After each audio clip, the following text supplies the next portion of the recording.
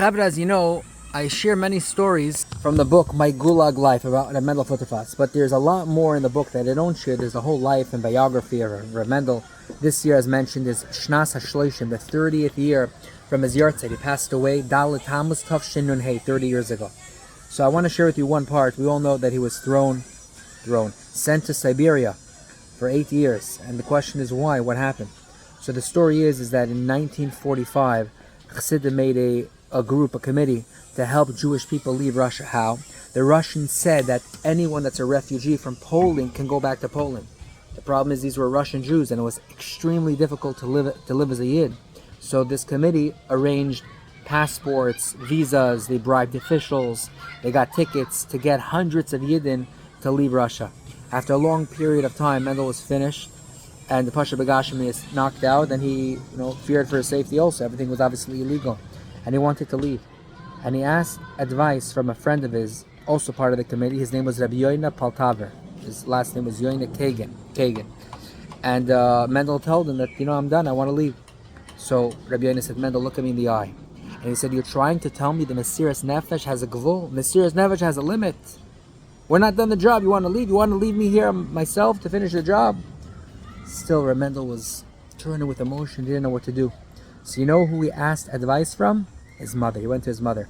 His mother's name was Maryasha Badana Futerfas. She looked like that. Probably an amazing woman. And to answer his question, she quoted a Gemara.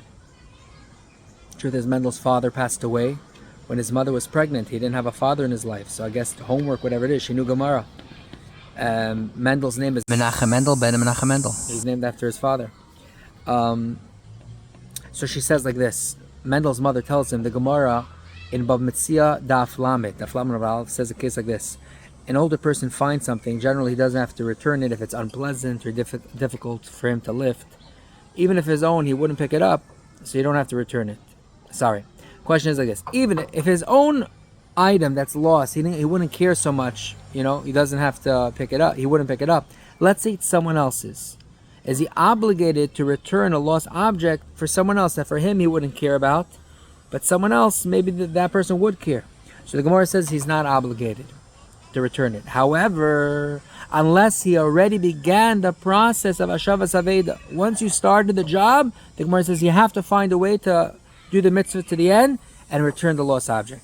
So his mother took from that Gemara and said, Mendel, since you already began the process of helping Yidden to get out of Russia, you have to see to completion, and Hashem should help you. This was his mother's advice, knowing exactly the ramifications of what could happen if he gets caught.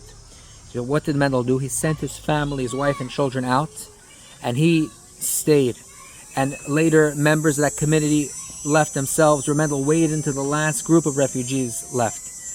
And then the local communists that knew what was happening, they were getting heavy bribes in exchange for their silence. But in January 1947, they arrested an organizer after being tortured, admitted to the whole operation. Later that month, Reb Mendel with a handful of Chassidim were on a train with false passports, but they knew it's game over.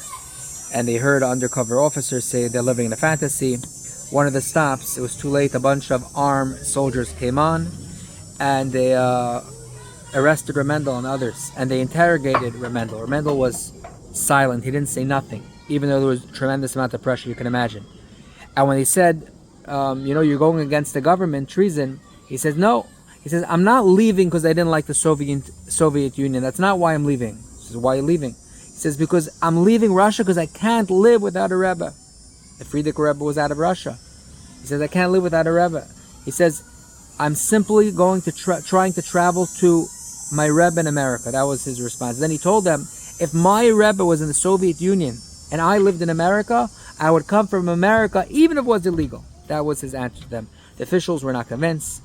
And in spring 1947, he was sentenced to 8 years in the Gulag, the network of forced labor camps in Siberia. This is Reb Mendel, what he looked like a little before his arrest. The bottom line is we can learn from this chassid of what Ahavas Yisroel is. Pasha caring for Yidden he didn't even know.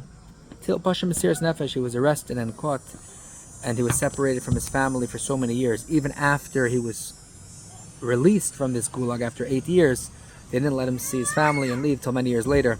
But that is Reb Mendel. Chaim Levracha.